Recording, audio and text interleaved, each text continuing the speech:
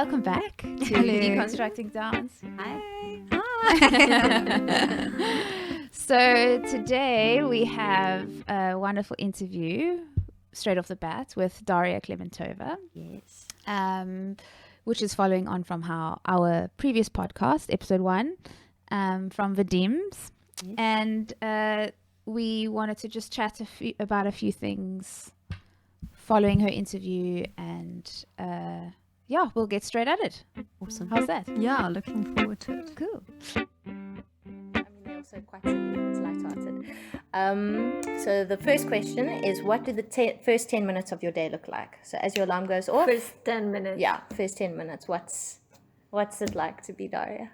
Okay. Basically switch off the alarm. My alarm is like a bird singing, not any boom boom, it's a bird singing. So I switch it off. What do?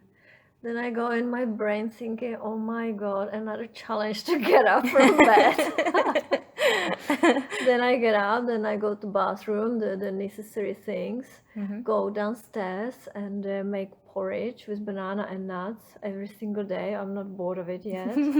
Make a tea, special tea from, how do you call them?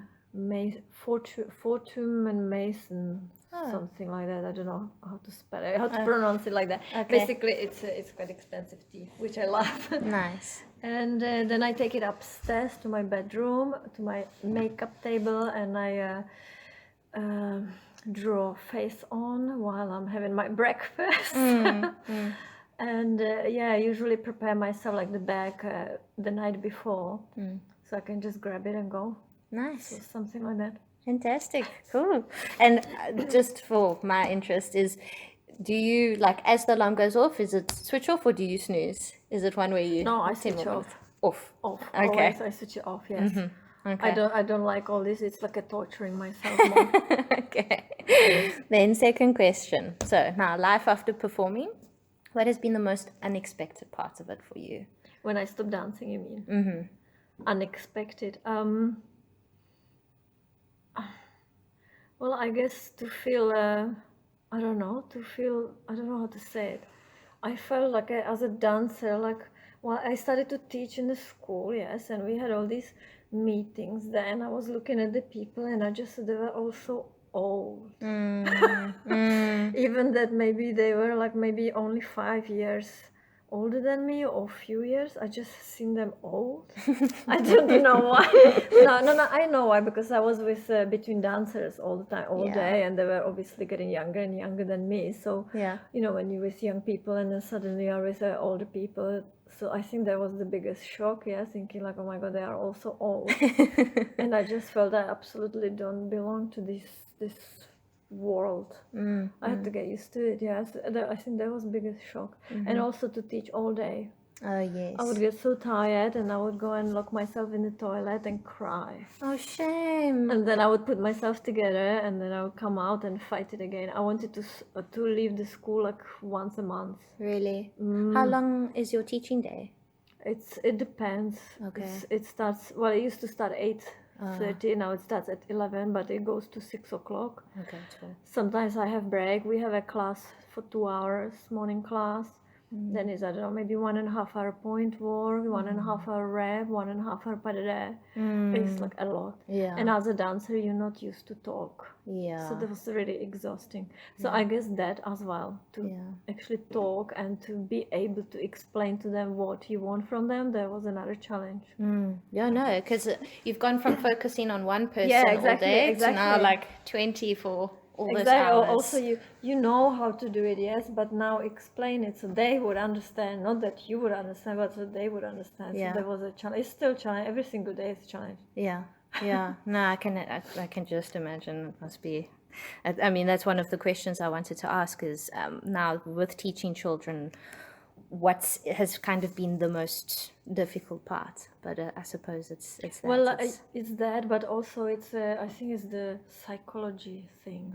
I feel like a psychologist every single day. No, because each girl like has a different problems. You know, this one you can push, this one you have to go gentler, and it's like I have to find out which girl is reacting on what. So that is very, very hard. This. So you don't destroy someone. You don't want to destroy. I want to, encourage them, but I want to push them. I want to teach them that you have to work hard. That you cannot just, oh, I'm a little bit tired. So, you're going to be tired every day. That's your life. Yeah. No, it's tricky. And do you have a set number of girls that you work with, or does it vary? Like, do you get different kids on different days? Or? No, I've got the second year, the 18-year-old, so Okay. the oldest one basically. All right. And I've got my year and teach only them. Sure. Who them? No, lucky them. No, lucky them. Sorry, I had this tuna sandwich. I can smell it. Oh no, it's fine. Sorry, don't say it. Then going back to when you used to dance, did you have any superstitions before going on stage?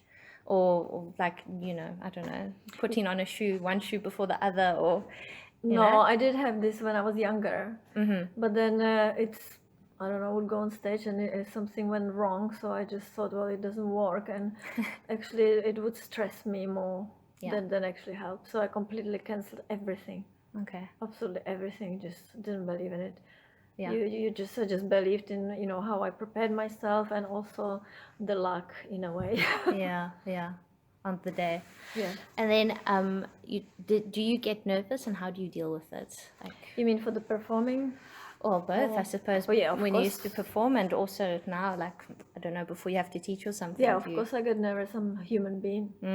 Of course, whatever is new, or if you stand in front of new people, you are nervous because you don't know what they are expecting from you. And as a performer, of course I got nervous. Sometimes not, sometimes not. It depends how comfortable I felt with the role, or how I was prepared or not prepared, or what kind of partner it was, or where it was as well. If it was like in a Bolshoi theater, on the stage, I got nervous because the history that all these stars were dancing there, and suddenly like me, and we're all insecure. Doesn't matter if you principal dancer or not, we're all insecure. So I used to get nervous too, but actually the more experience I had, the less I got nervous. When I started to dance with Vadim, I was only like very rarely nervous, because I wanted to stop dancing, and then suddenly he appeared, and I felt like, okay, well, I will do one last show, and then another last show. Oh, it's such a fun. So every show was in my head like the last one. So I just went for it. I said, oh, maybe it's your last show, just go for it. Life is too short. Amazing. I wish we could do this when we're 20, Yeah. Just to think, this is my last show, I'm going to give everything. Yeah. And actually, you dance better. Yeah. Because you don't have all this, like, I have to think what my teacher told me, Yeah. It's too late, actually. Yeah. No, exactly. By the time you're on stage, it needs to... It's you, it's up to you. You need to get rid of the teachers, and it's up to you. Yeah. But I guess it's not possible when you're 20. You need to have the experience. Yeah. And you need to get on with the partner. I mean, it's such a fun with Vadim. He's got such an amazing sense of humor. We're doing such a silly, stupid things. Yeah, no, but that's lovely. No, that's wonderful. As I suppose it's such an intense career. You need that humor as an outlet. We're definitely not boring, that's for sure. I might look like, when I don't smile, I look quite scary, but inside I'm a friendly person. You must just say if you want to go downstairs, and we can stop her. Cool. Well, then the next question I would have to ask you is, what was your favorite theatre to perform in, and why? Favorite what? Theatre. Oh, if there's one. yeah, let me think. I don't know. I guess in London, the stage in London, the Coliseum Theatre, because I performed there the most. So I think there was,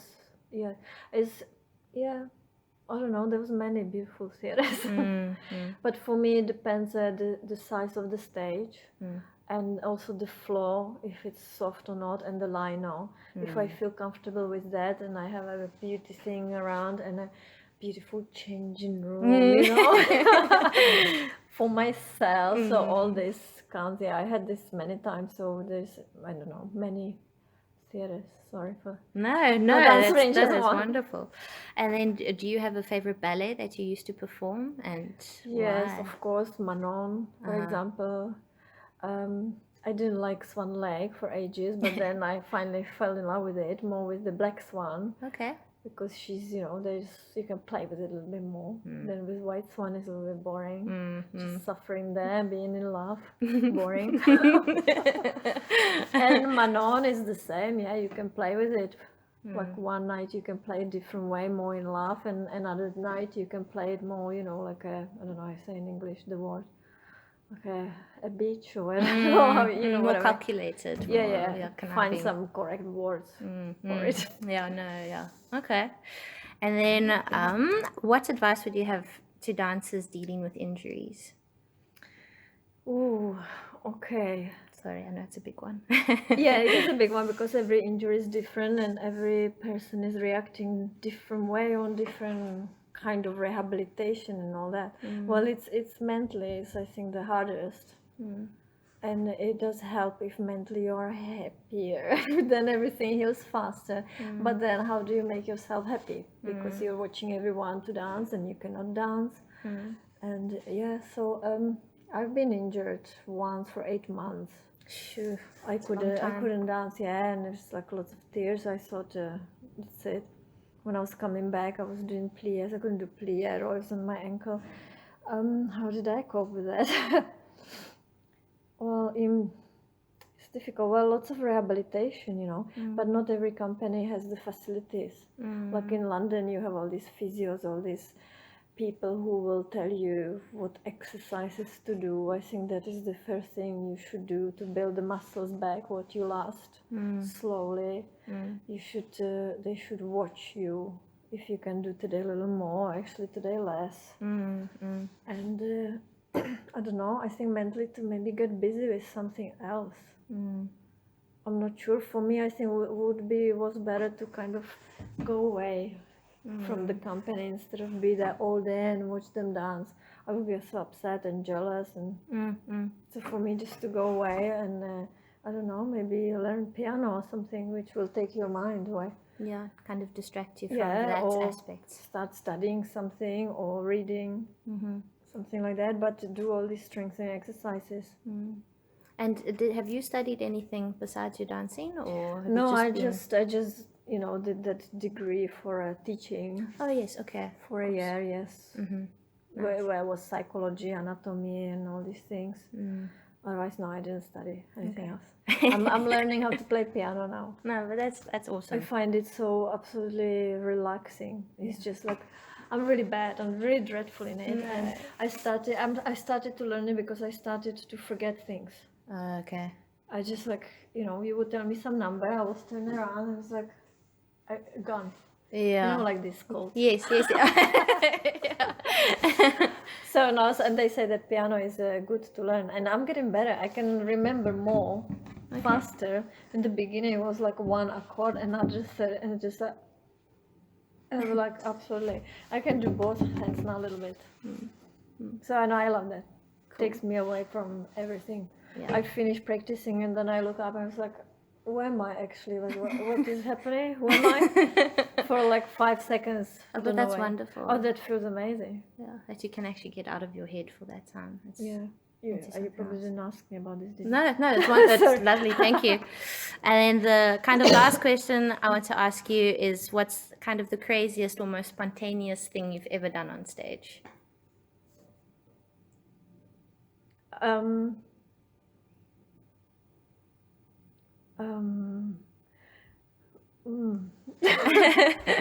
You don't have to answer. Well, I guess. Or the funniest thing that's ever. Talk on the stage, yes. Yeah, I would talk on the stage with Vadim. We would talk to each other while we're doing Romeo and Juliet and like have fun. The craziest is so difficult. I would change the choreography on purpose, just to wind up, for example, the choreographer. I don't know. I would, but that was not on purpose. I did Fouettes. It was Suite en Blanc choreography. I don't know by who now. That doesn't matter. And I was doing for a test and I fell on my ass. Yeah, I know, and I just got so upset that I refused to go for a bath for curtain call when the whole, but it was not just interview, it was just the whole company, yeah, and then Solis, I refused to go. So maybe that, I don't know. I was just so upset. I was just like, oh, I don't deserve to go in there. Oh no. Oh no. I don't know, maybe that, or yeah. But lots of funny things happen All the time. accidentally, but that was not on purpose. Yeah. Okay. And now really last question, because I know that we can go, is, and this is very silly, but if you have to go to a restaurant and buy a milkshake, what flavor milkshake do you buy if you have to pick one? Oh, it has to be with bananas. Banana milkshake. Yes, whatever with bananas. I love Really? bananas, yes. Stunning. Cool. Thank you very Did much. you ask the same questions, but you? Pretty much. I didn't get to ask him about the teach, milkshake. yes. So if you know That what would be he's... actually interesting what he answered. What milkshake did he choose? No, so that's the one I didn't That's the ask one you him. didn't That's the one I forgot. But so if I can catch him later, I'm going to say, quickly tell me what milkshake do you like? Yeah. But Well, let me guess. yeah. I think strawberry or blueberry. Strawberry, blueberry. Let me know. Okay, I'll let you know what he says. Thank you so much, eh? No problem. Really appreciate it. And then So one of the things that she brought up in her interview was superstitions, and Yes. I wanted to ask you, Lizzie and Joy, if you guys had any superstitions before you went on stage or the week before, or were you like me that packed everything ready to go weeks before and knew what the whole drill of the day was and has to be there 2 hours before and nonsense. Yeah, do you have any? I definitely used to. As I got older, they kind of lessened. Kind of like what Daria said, that you go through these rituals and then things go wrong anyway. So you kind of realize that they don't hold as much power as you give them. But I used to always put my left toe cap and point shoe on first before my right. And I'd have to tie my knots in a certain way, even though they would always come out, and Mariette and other friends would always come and try and tuck my ribbons in and, you know, think that they're falling out, and I'm like, no, they're fine, they're just half out. What else? I went through a stage where I had to wear the same pair of tights for performances. So if like a pink pair of tights were a good pas de deux show, then it had to be the same pair of tights, whether they got holes or not, you know, just kind of repair and try keep them going. I went through a stage where it was lucky underwear. Yeah. All of these are, I think a lot of people are going, yes. Yeah. You get your lucky pair of earrings. Oh, one thing that I had for a long time, and then I kind of kept it going more as a joke than an actual thing, but I had a lucky eyeliner that I had from... Oh, yes. that I had from my very first performance with, I think it was Ballet Theatre African. So this was like 2007. Wow, that is long ago. And then it went with me to South African Ballet Theatre and then came with me to Cape Town City Ballet. And it just got smaller and smaller. By the end, I couldn't even get the pencil out of the lid. It was so small. But I had to have this lucky eyeliner. And then I had to transfer some of the luck onto another, you know, pencil. How did you do that? It just was like, you are now the lucky eyeliner. With good juju. But I still kept my little one, my lid somewhere with the pencil wedged in there. But no, as the career progressed, the superstitions became less. I think the habit of still putting on my left shoe before my right stuck, but it wasn't for any kind of reason other than it was just practical. I think I knew how my shoes were set out, that it was left right in a quick change. Yeah. And yourself, Joy? What do you think? I don't think so. I don't think you had any superstition. No, I'm not inclined that way. But let me try and think what I would do before a performance. I mean, I don't think anything was going to calm my nerves. So, and I think I knew that about myself. It was like, there was no calming the nerves. I am quite surprisingly punctual. I like getting to a place quite a while beforehand. So I would, Still not as early as me though. yeah, probably not as Yeah, early 4 as you, hours but, early, but Ziggy. not far off. I You like were to pretty get there like early, 2 yeah. hours Yeah. before. So I also like to take things quite slowly in Yes. getting ready. I don't like rushing. No. So putting on makeup would be a nice slow process. Believe it or not. Doing my hair would be a nice slow process, you know. I never felt, I never enjoyed the feeling of being rushed. And then backstage, I would generally pace. I'm a pacer. So I'd pace or I'd step, tap, to try and moving. release some of that nervous energy. But I always envied people with superstitions. I'd watch them and I'd think, what a wonderful ritual to go through. And, you know, Why? well, I love ritual and those sorts of things are ritualistic. But for me, it would mean nothing, and it's got to mean something for it to be a ritual. So, I think it's quite sweet, but I can understand how those kind of die away as you mature and realize that, like Daria and like you are saying, ultimately it is your performance comes down to how well you've prepared yourself and Definitely. how warm you are, and mentally, your mental preparation is also incredibly important. Yeah. And you, Estelle? Me, yeah, I think I was with Lizzie on the left shoe first thing. Can I ask why? For I both just of have you. always put my left shoe on. Even in rehearsals, every single day, it's always my left shoe. It's not something that I think about. It's just something that happens. I just always the way I sit down, maybe, or Yeah, no, it's interesting. and then I also have more toe spaces in my left shoe, so it takes longer. Perhaps I don't know. I don't know. Needs more preparation. Yeah. But I used to do the tights thing. Then there was underwear.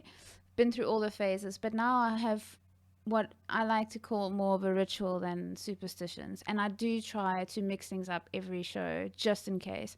And I think Gareth got me thinking. Gareth is my husband, by the way. Got me thinking differently about it, because I would get so nervous if something went wrong or was going to wrong because I didn't have the right pair of tights. And he's like, "This is all in your head. You need to sort it out." And so he helped me try and crack out of it, snap out of it, basically. Good, And Gareth. yeah, because I can downward spiral quickly with that stuff. Yeah, it's that OCD nature Yeah, of dancers. exactly. Most dance. But my ritual is I like to get to the theatre 2 hours before class, do my hair and makeup. I also do not like to rush. If I rush, I panic, makes me anxious, and then I don't enjoy the process. I enjoy putting on the face and doing the hair and listening It's to quite my a beautiful music. process. And yeah, It's exactly. a really beautiful I always try process. and listen to something else as well. I don't like to be in the dressing room when it's quiet. I need to be slightly distracted, but still focusing on what I'm doing. But sometimes my brain goes too much, and that's why I need Start the overthinking. music. Yeah. Yeah. And then I like to roll, and then I stretch, and then I do my class and whatever, and make sure everything's neat and tidy for after class, just before the show. So yeah, I think now less superstitions than I've ever had. Wonderful. But yeah, nervousness is different. Yes. That's Different ball game. very different ball game. I mean, now I feel it's worse than it ever has been. But Because of the expectation of Yes. your status. Or yeah, What is it called again? rank. Rank. Yes. But I also, so that also goes into my prep or my ritual is I like to meditate. Oh, And when I feel wonderful. myself getting nervous, especially even if I'm backstage, just before I go on, it's normal to get this wave of nerves, but once you go on stage, those nerves are gone. But to calm myself from those nerves, I just stand quietly by myself, breathe in, concentrate on my breathing, and then I'm all good. The nerves just disappear. And if I'm feeling like that while I'm doing my ritual, then I'll just take 10 minutes, lie down with my legs up, and just focus on my That's so breathing. healthy. Calms me down a lot. Yeah. Yeah. And it stops me from thinking, okay, this part is shy, I need to think of this and this, it's Oh, it's too late at that point. Yeah, exactly. Yeah. Once you're out can't, there, you must just enjoy, and you have to give that over to the audience. Like, obviously, there are going to be certain things that you'll think about, but you Yeah. can't be stressing about technique at that point. No, exactly. No. And you, Joy, do you still get nervous when you do your performances? Yeah. Yeah, of course, without a doubt. But I'm just trying to remember what that mental shift was. I know I was far less confident when I was still in the ballet company. I also had a lot less knowledge in terms of cross training and preparation, and there was an immaturity that fed that nervousness, or a lack of knowledge that fed my nervousness. I often felt like I was going on luck, which is hopefully going to make you nervous. I mean, it would be problematic, although there are dancers who just like ride that wave. Yeah. But yeah, I realize also that no one's going to die. I can give what I've got, and hopefully I have prepared enough to deliver a satisfactory performance. But no one's going to die. And when I was in the ballet company, it felt like if I didn't get this right, or if I made a mistake, it felt like life or death. I know that sounds ridiculous, but it felt much bigger. And I think being in a freelance space, or coming out of that,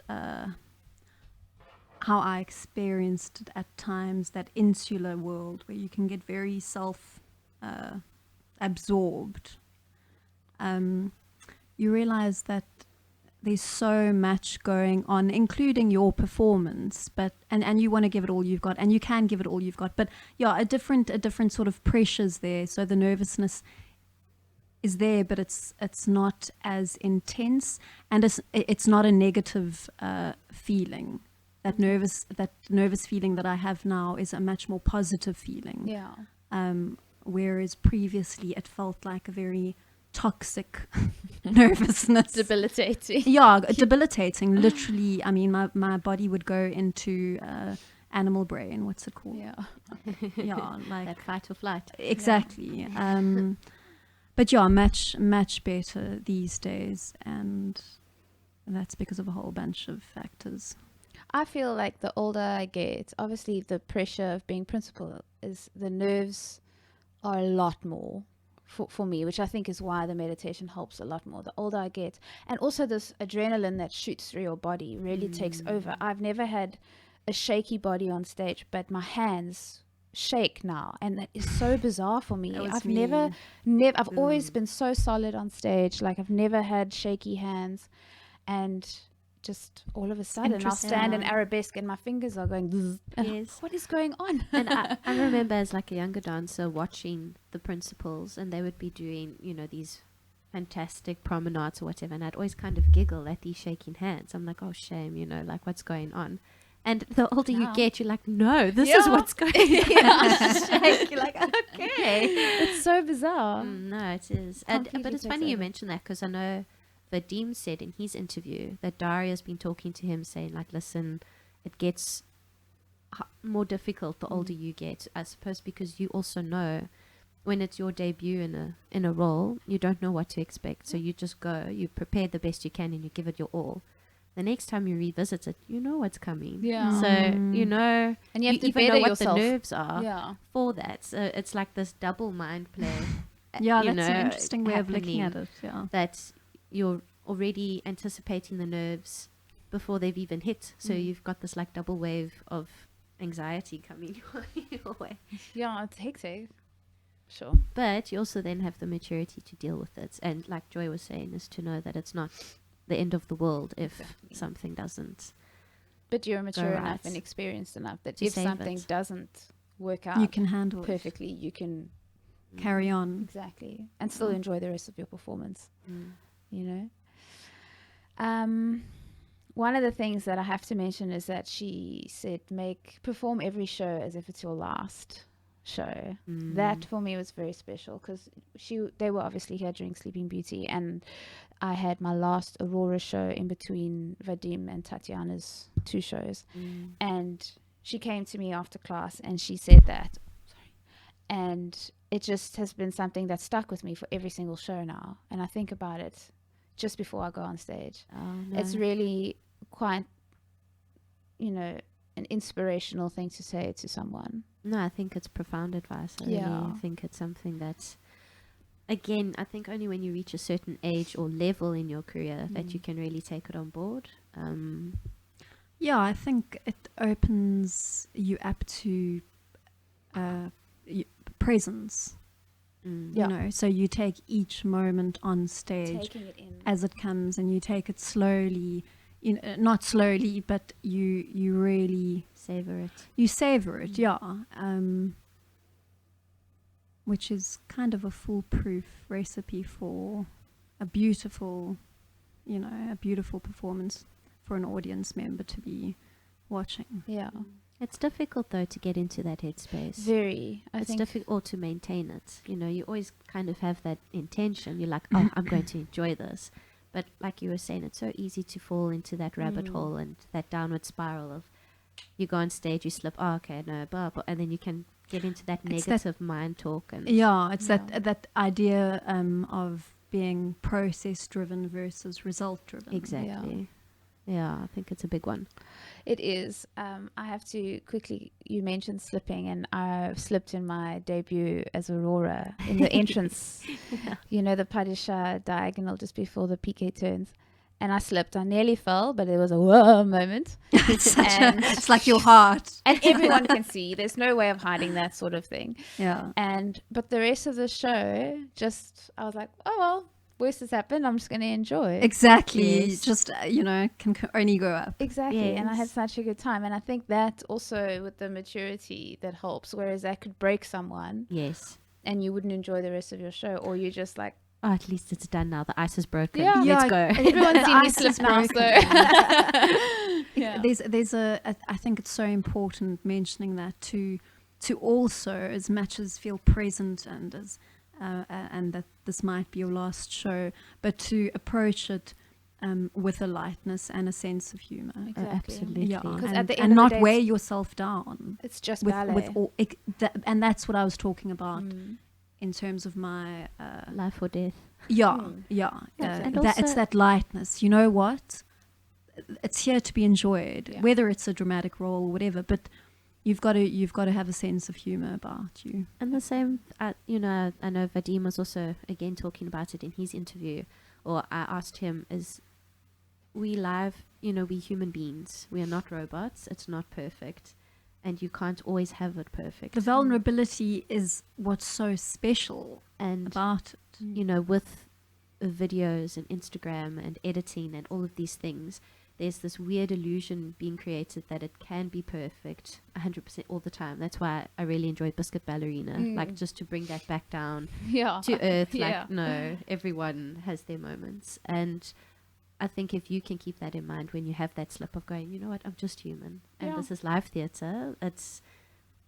And I often find the audience responds better once you have that moment. That maybe it is the vulnerability of it. Once someone falls, it's almost like they shift to root for you. They're like, now I want to see you come back from yeah, that. And they're there to support because I think you're not. And the simply fact that for robots. 2.5 hours on stage, you are in control of your body to the degree that you are in control of your body, and for maybe 2 seconds you slip, that's pretty darn impressive. Exactly. So It's very cool. So going back to performing. Oh, by the way, sorry, just for our listeners, it's Lizzie's last day with Cape Town City Ballet. So this is a very special episode because it's going to be a little bit emotional as we go, but it's also a great way to document an incredible career and a wonderful friendship, a thing that has brought all of us closer this career. Absolutely. And made bonded for life friendships. Yes. And So I wanted to ask you, in your times of performing with Cape Town City Ballet or Yes. SABT or Mzansi or Ballet Theatre African, have you ever spoken to your partners on stage, you know, as Daria does to Vadim? Or, Absolutely. Yeah. Absolutely. No, I mean, there's so many it obviously depends on what you're doing and the amount of times you've done it. Yeah. I was very lucky to have quite a good partnership with Ivan Bunzaya, one of the main male dancers at Cape Town City Ballet at the moment.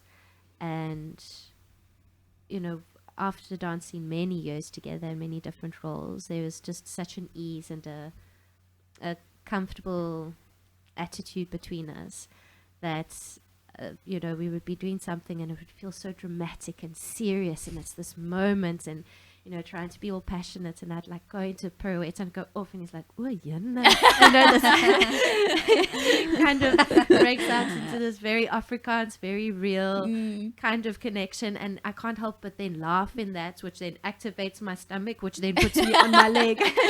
So there's method in his madness. And it just, yeah, we would constantly talk to each other, and the amount of times you're smiling and you like, you know, so in your performance, but you just put your hand on them, you're like, oh, I don't feel like this. And you're like, all right, here we go. And I think often what we would do that was always really encouraging, and which I like to kind of take on when you danced with other people, is just like, if you are holding hands, just to give that little encouraging little squeeze, like, Yeah. you know what, we're in this together. Exactly. Signets was a big one of that, you know, where we would just be like, all right, girls, here we go. This is it. You'd then have to hold the 2 shaking minutes hands. of hell. Let's go. And in the padishahs, when they're playing it really slow, and we're like, come on, guys, come on, you can do it. We've got this, point those toes, we've got this. Yeah. Yeah, so that kind of, It is a very bonding experience, dancing on stage. Yeah. I mean, sorry to Shared digress. Yeah, shared trauma, but I'm teasing. no, but I mean, you go through so much, and that space changes from the initial process of the rehearsal, and then you're in rehearsal, and then that goes into theatre, and then eventually the performance. It goes through a whole, you know, various amounts of, I don't know, emotional ups and downs and stages. It's like a proper relationship. Oh, yeah, definitely. But made external. I don't know if I'm making sense, but yeah, No. very sweet connections made. Yeah.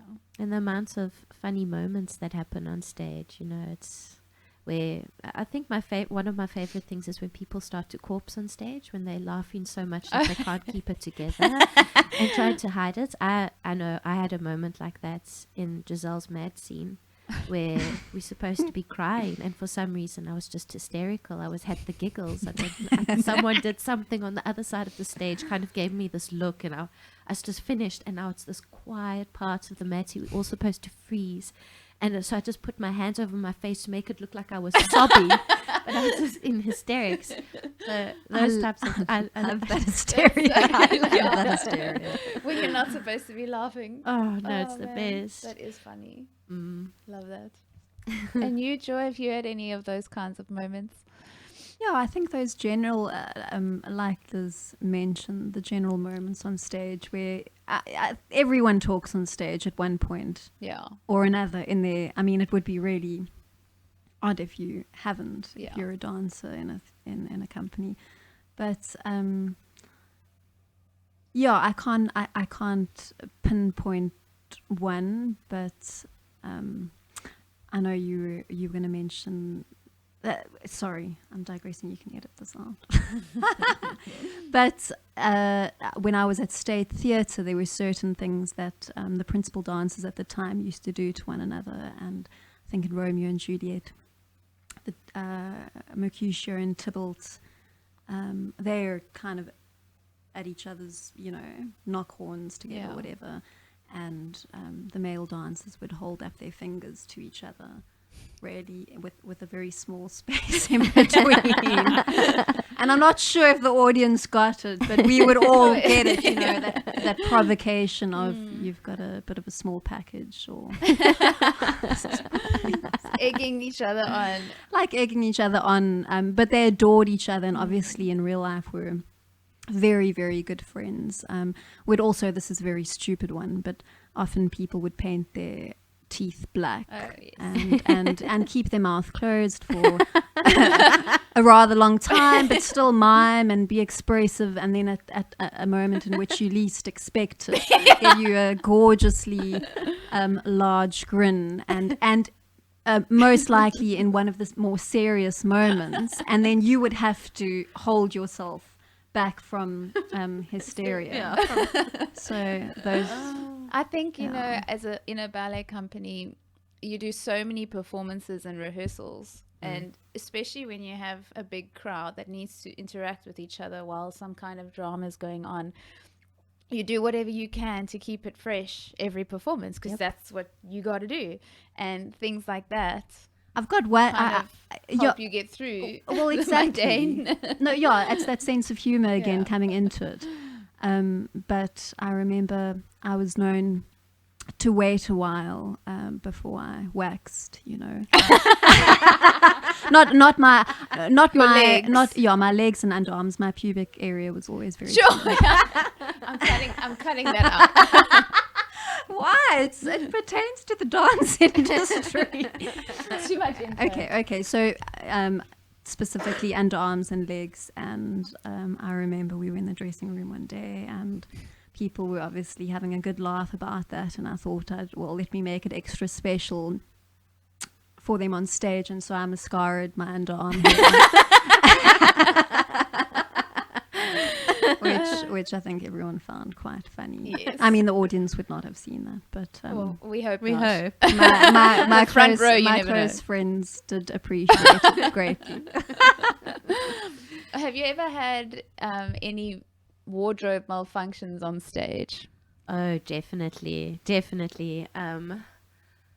been times where, I suppose the worst was I was doing Les Sylphides, and there's where you do the gogogliard into little point, tendu, devant, and for some reason I decided to give it extra vigor in performance, and I jumped as high as I could, and I did my double rond de jambe into that gogogliard, and then I wanted to bring it down as I brought the other foot up, but the foot had wrapped up in the tulle of the skirt completely. Oh, no! So down I came in this dress. There's just this puff of tulle with mean, my on head your sticking out, knees? down on my knees, because I couldn't unwrap my wow. legs. And then it took me about 4 sets of 8. I'm not kidding. To unwrap yourself. Untangle myself on my dress, and then I tried to stand up by putting my hands on the skirt and trying to stand. So, you know, what we were talking about, that humanity on stage. Yeah, there it is. Very grace. What ballet keeps you humble. Yes, That it definitely does. And then afterwards, I mean, the dress was shredded underneath that. What stage was this? Fortunately, it was just the Mask Theatre in Musenberg, so it was relatively Still a small, performance. It's still a performance. but there was yes. still an audience, and it was Okay. still traumatic at the time. I can imagine. But I had a good laugh afterwards, because I mean, You have to. yeah. What else can you do? Yeah.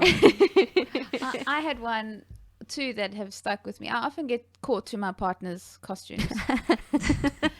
Or three. So there was one in Giselle where, as he lifts you up at the end of the waltz, and then the Albrecht and Giselle do a little bit of a solo before they Yes. finish the waltz, and I did the shoulder sit, and as I came down, this was in Joburg Ballet, I stepped out and my dress went and it was attached to Albrecht's costume. Oh, no. And he literally just grabbed my dress, ripped, and then carried on dancing. And then I had this thing hanging on my dress. And the other More like one, Cinderella. yeah. And then the other one was also with Joburg Ballet. Actually, we were on tour in China, and one of the guys had a Satanella costume, Yes. tunic thing on, and I had a leotard type costume on. Also, another sit lift came down, and the bottom part that goes like Oh, as gosh. if your panty basically Yes. got stuck on by his chest. In the hooks and eyes In on the his hooks chest. and eyes on Oh, his chest. my It word. was. And I couldn't curtsy, and everyone behind me is waiting to curtsy, and I couldn't bend down because my panty was like stuck to his chest. So that was another one. And then we were doing Raymonda, Yes. and I was dancing Semiramis with Trevor. Yes. And we have to do this whole like sexy thing where you touch each other and stuff, and my bra top undid, and now you only wear a bra and like pants for Yes, Semiramis. yeah. It's a two-piece. It's a two-piece, and there was only one hook, Oh, and the hook came off. no. Luckily I was facing him, but there's no staying on that. There's thing no just falls off. salvation, yeah. So I had to quickly run off stage. This is when we got the dagger to give to the other character. And geez, that was terrible. That was most embarrassing. You've just made me remember one at I was doing the betrothal couple for Capelia, and I had a very a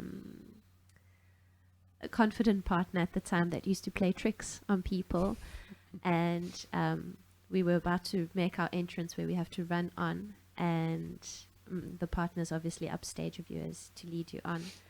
And someone behind us starts shouting, they're like, your pants, your pants, your pants. And I'm like, oh, you guys are making a joke, it's fine.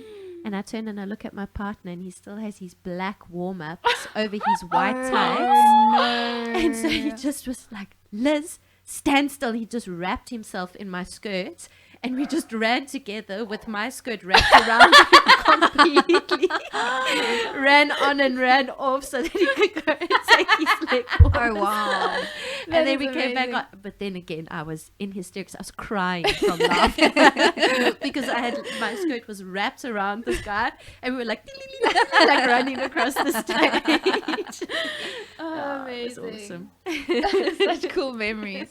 That would never happen in real life. No, it's a wonderful, wonderful career. I have this memory of Cinderella, just the stars, you know, when they when we Yes. all Oh gosh. the headdress I know of exactly those which one. stars.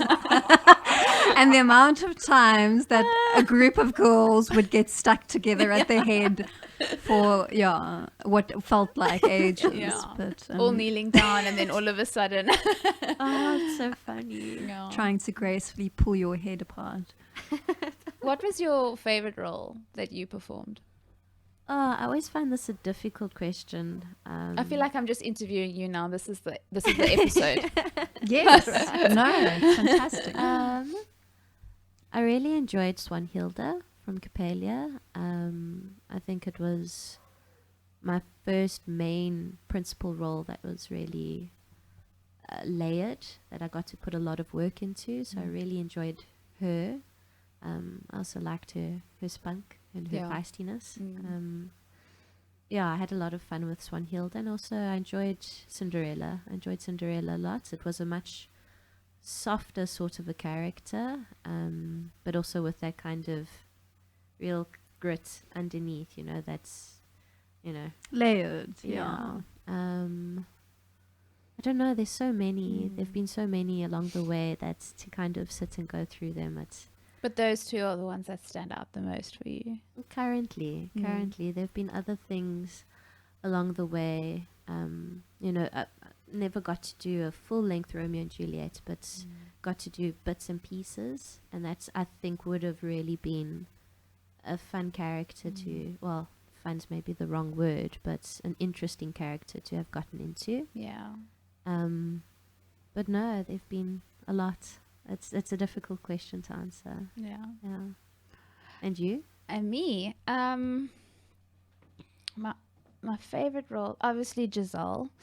I've done Giselle now, 4 times, and every time is different and more special. But it was the first ballet I remember watching with my mom, so that's very special to me.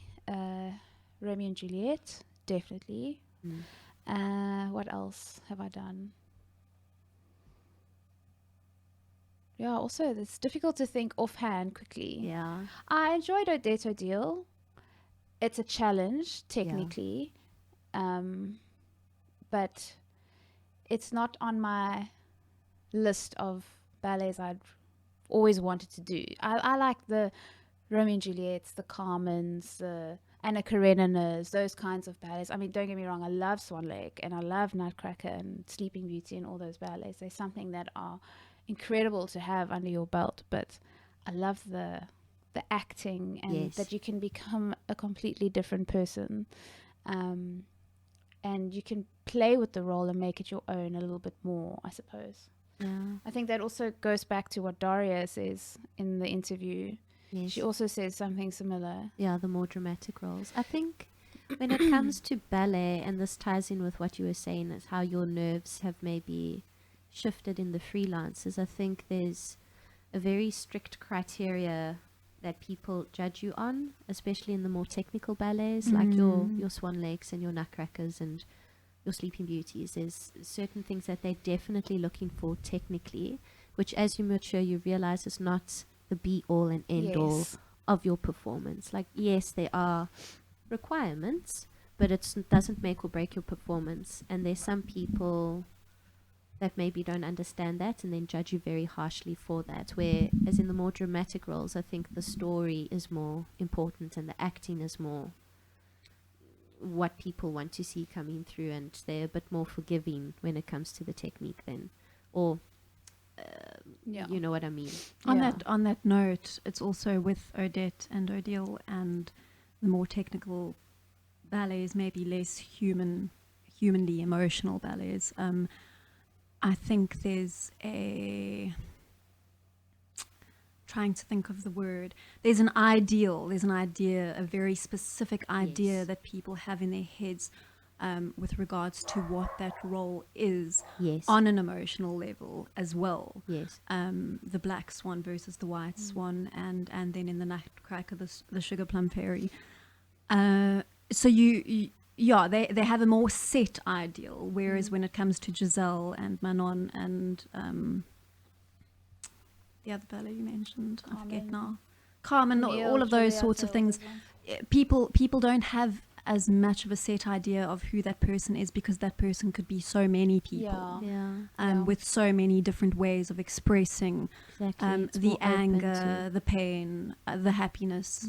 Whereas Swan Lake, people have that very particular idea of what that thing is. yeah, you don't really have the freedom of interpretation. Yeah. Like, Yes. you know, Yeah. they want it to be done in Just like this that. way. Yeah. I think that's the difference. I think that's why. Can be more restricting. Yes, exactly. And you, Joy, did you have any favorite roles or performances that you've done? Signets. I loved Signets. No, I actually ended up really liking Signets because of who I was doing Signets with, which was you guys. I'm just trying to think. With regards to ballet, I don't think I was ever able to delve that deeply into enjoying it while I was at the company. And outside of ballet, is there anything that kind of stands out for you? Yeah, outside of ballet, I mean, I love contemporary, neoclassical, but contemporary dance, probably more European style, more of an NDT style. From what I've seen of Kenneth Tyndall's piece, that sort of thing is also, I can imagine really enjoying just the little pieces that I've seen, moving in that way, making those sorts of shapes. So I would say my work with darkroom contemporary has been the most fulfilling, because it's been incredibly challenging. But there is, I suppose, more freedom in contemporary dance with regards to transition and position, where your body is able to express itself more freely, although there's obviously there are major technical aspects to it. Whereas in ballet, that purity of the transition into position, into transition, into position, is more restricting. Yes. And therefore, and that's why it's so hard to kind of reach that level of artistry in ballet. Yeah. That is why ballet is so goddamn beautiful. But it's so hard to get there, to find that purity in the transition and position. But in my contemporary dance, the experience of dancing for darkroom contemporary, I found a lot of satisfaction in that freedom. Yeah. Yeah. Another question that we had asked Daria is her injuries and how she dealt with her injuries. So I wanted to ask you, I think we touched briefly on this on the last episode, but I wanted to ask you a little bit more about how you have dealt with it and what has led you up to today, basically. So historically, I haven't dealt well with injuries. I think I do go into denial and pretend it's not there, and just, you don't want to throw anyone under a bus, so you keep pushing through, dancing on something. And as I've gotten older, I've realized how destructive that actually is, and it's really not good for the body. You always hear it, and medical professionals are advising you against it, and you think you know better, until the light bulb turns on and you realize, oh, actually, no. And also all the pressure you put on yourself because you don't want to miss work Of course. or miss out. Yeah, no. So this recent injury that I've received to my knee, I think is probably the most long-term injury that I'm going to sustain.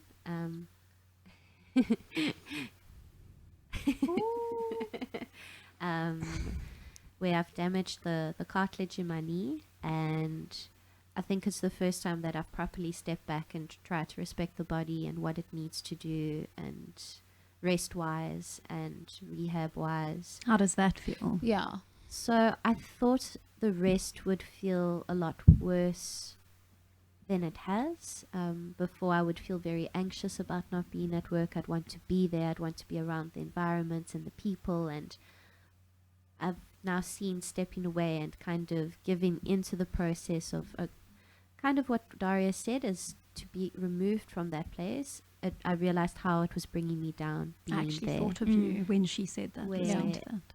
You have such good intentions, or you believe you're doing so good being there, and you're conscientious, and you're absorbing because you're sitting and watching class or whatever it is. But it's that other psychological layer of you want to be up and doing it, and there's this, your body, it feels like this betrayal that your body's not listening to you anymore, but the betrayal has been that your body's been telling you all along something's wrong, and you've just ignored it. Yeah. And just being in the it's breaking away from it has been really good, because it's just brought my mental space into a much more positive place, which I've found the healing has been quicker as a result.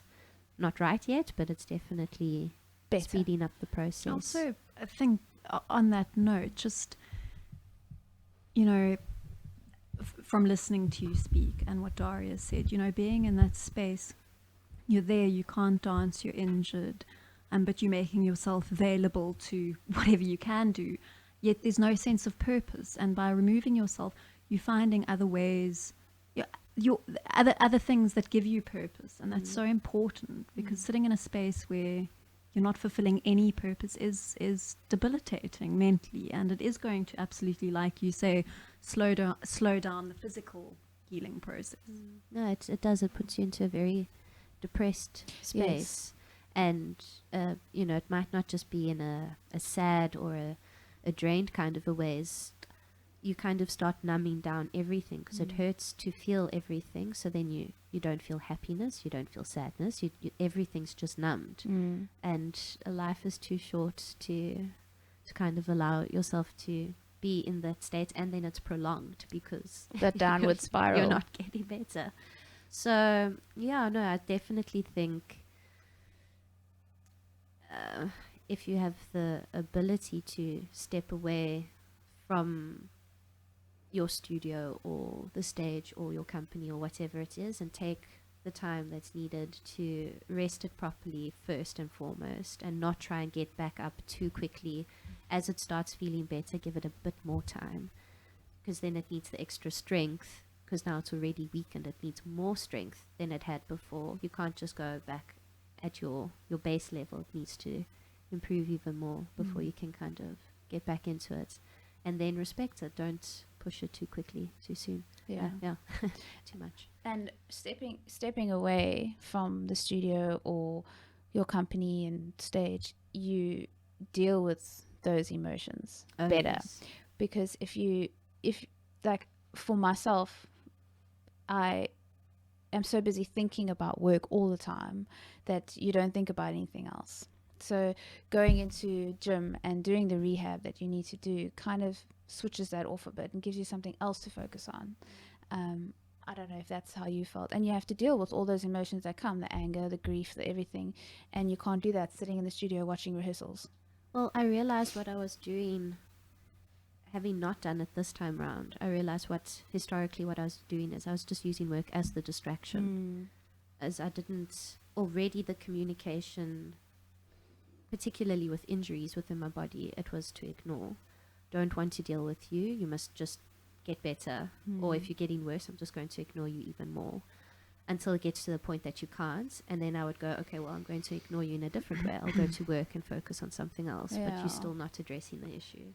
So yeah, I think you're right. It forces you to confront all of that and to deal with it, and move on, process, and move on through it. Yeah, because Chris, you also suffered quite a serious injury. Last year. Was it last year?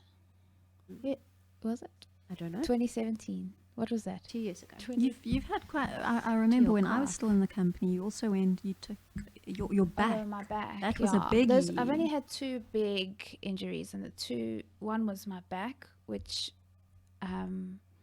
basically I pulled all the ligaments that attach to your spine. So I was like bedridden. It was a horrible time.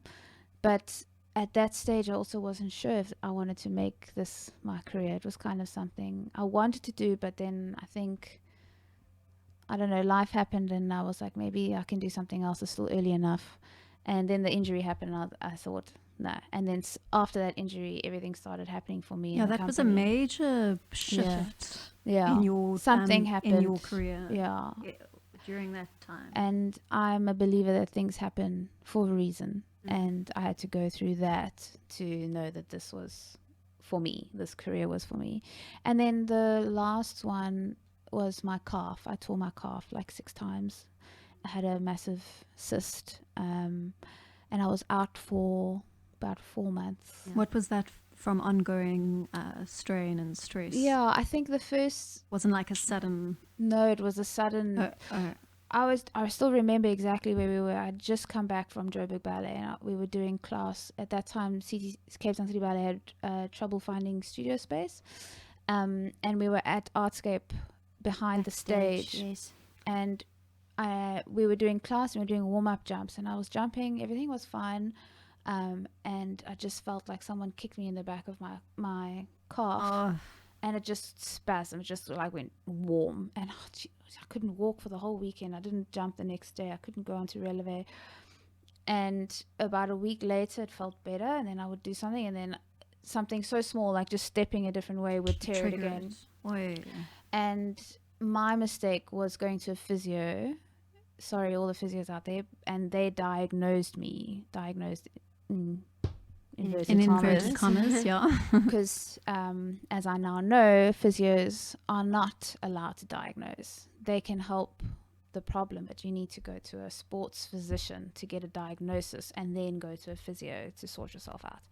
So it was a bit of a roller coaster, and yeah, I struggled, but again, I stepped away.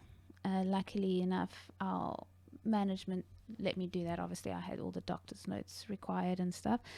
So it took 2 months and I didn't even come in, not even for class. Same. Just nothing. And it was the best thing for me. Yeah. I focused on myself and keeping the rest of my body fit and working with my doctor. I had platelet treatment and I came back stronger. It was really good. And it's funny the amount of times you hear this of dancers that go off and then come back stronger, because I think not only physically do they give their body attention in a different way, but mentally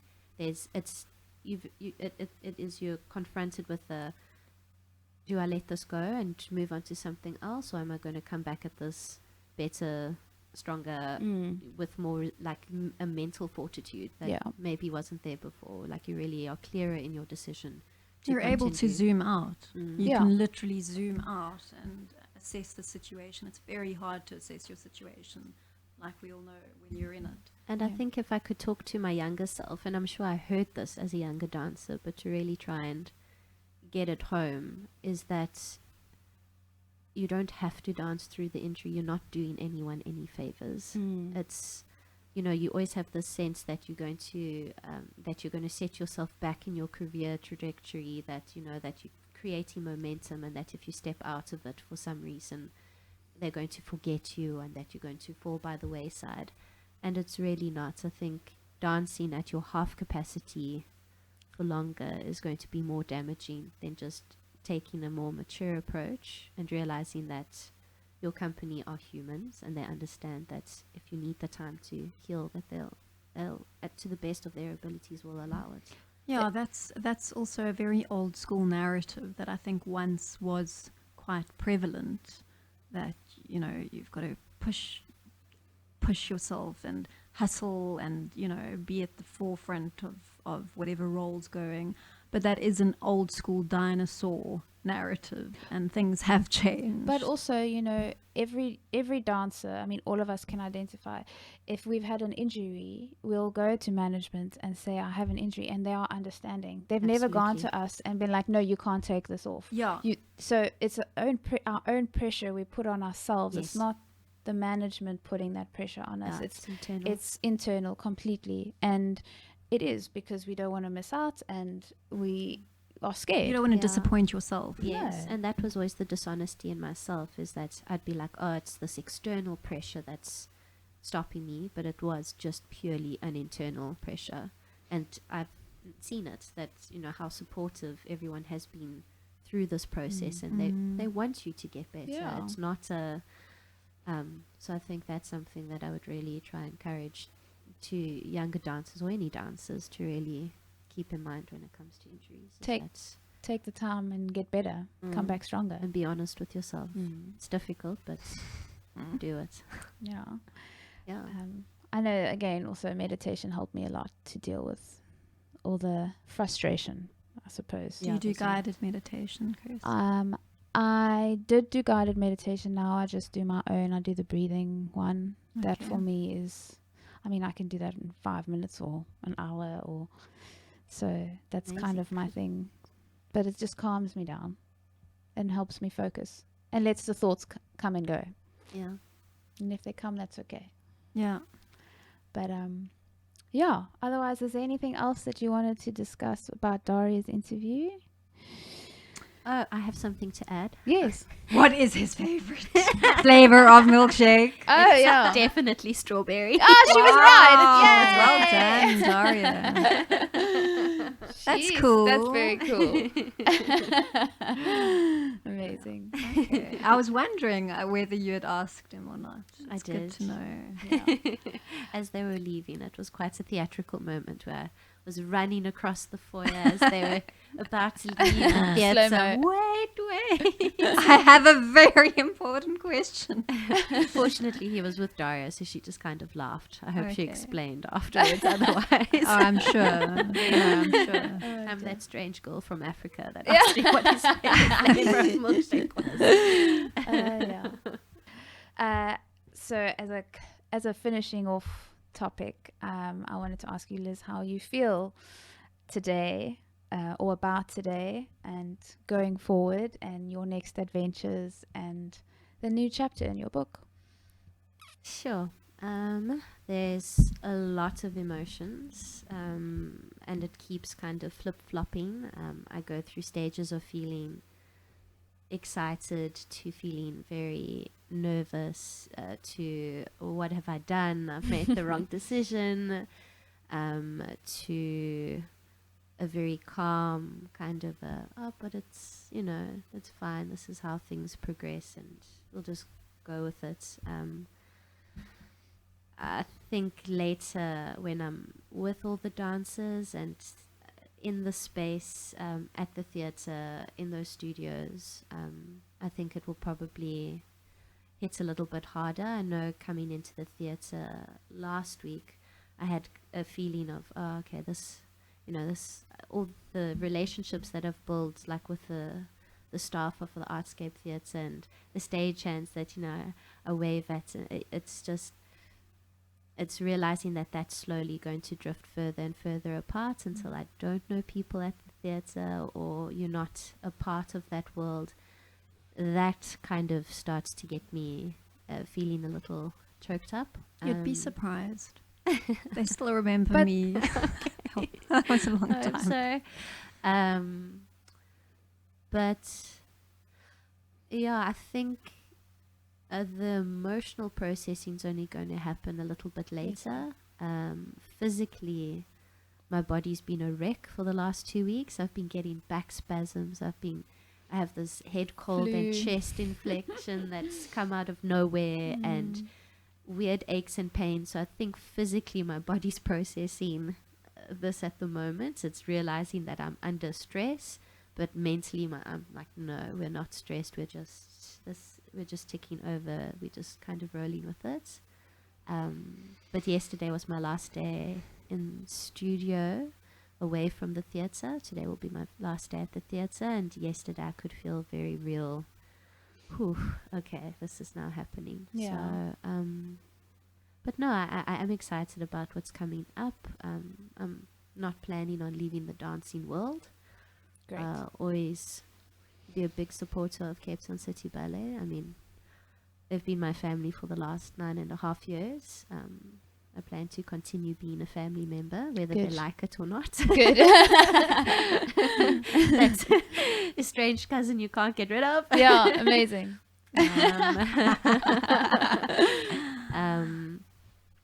But no, I think there's a lot of love leaving. I feel a lot of love. I feel some regret in that I didn't appreciate it enough when I was in it.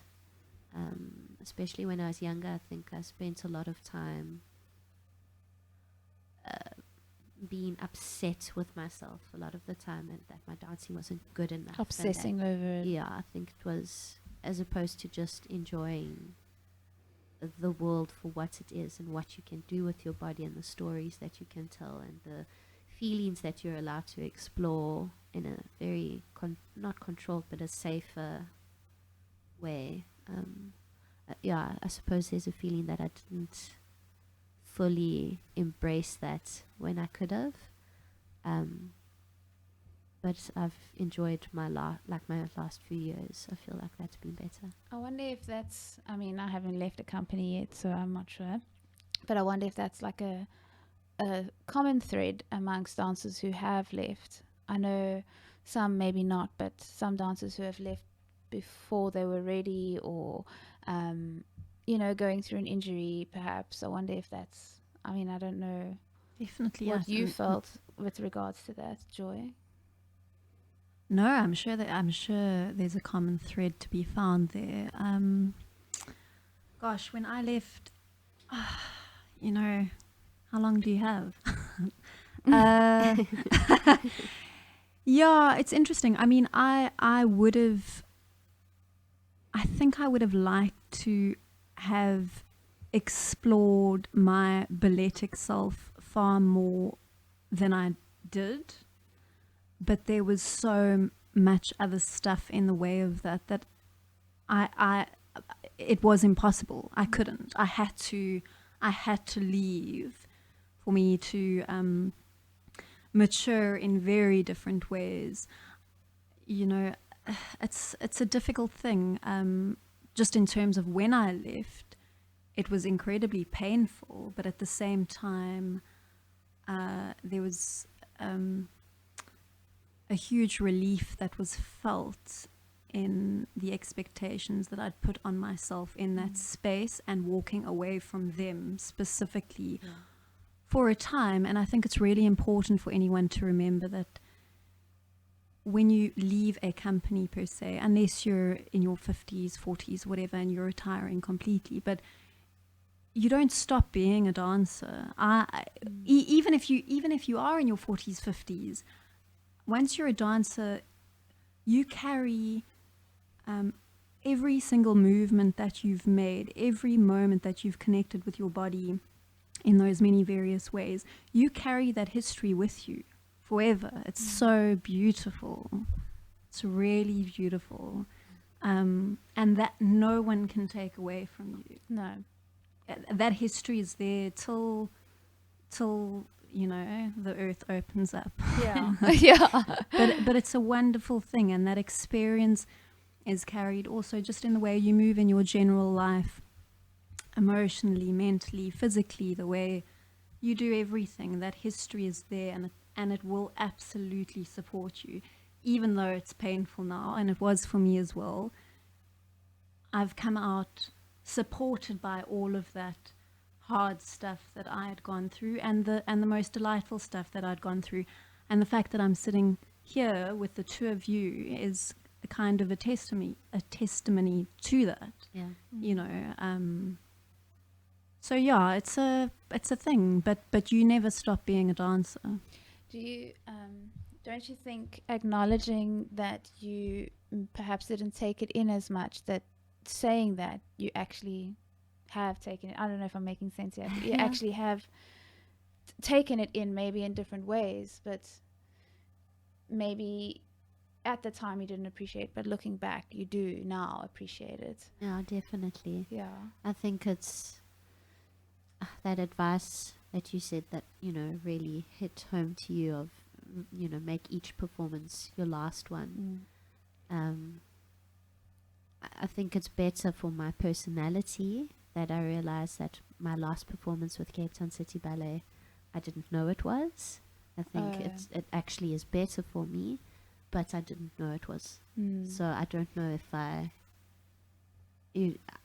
think I did enjoy it, but it's, yeah, I think it's that and I know you can't be that intense every show. It can't have that kind of gravitas to it, but no, I think it's more, I want to go back to younger Elizabeth and just give her a hug and be like, you can lighten up and just enjoy it a little. Not enjoy it, but just be more gentle with yourself while you're going through this, because it's fun and it's short, and like I said, it's not the end, but it's the end of this stage of it. Yeah. So I suppose that's the feeling. You have had a wonderful career. Yeah. And like I said earlier, you've made incredible bonds with everyone. And I know maybe it's because I am so close to you, but you have touched every single one of those people in that company that's come and gone and flown through and passed away. And, you know, that will still come. Everyone will know Lizzie and that she was on the ball, and now she's leaving, and now we can't copy her in class. Everyone's like, Lizzie, what's the exercise? No. Yeah, I mean, I also think you touched every audience member that that had the privilege of watching you. And just a note on you saying you're not sure. Obviously, you can't have that sense of gravitas to each performance, but as someone who has watched you dance for many, many, many years, I feel as though watching you, I would say you have. And I think a lot of people would agree with me. Absolutely. I don't think I've ever watched you dance and thought, she's holding back today, or never. Not quite there. Every single time I've seen you perform, I feel like you are absolutely in it. Even not just performance, every class. Yeah. Every single class, every plie, every ankle circle, like you are like 100% committed. Thank you. And it's just so refreshing and wonderful to see. And you've always been there to keep us sane. And us to you. Yes, exactly. But it's an exciting time. I think there's always going to be some sort of small regret, but then you wouldn't miss it.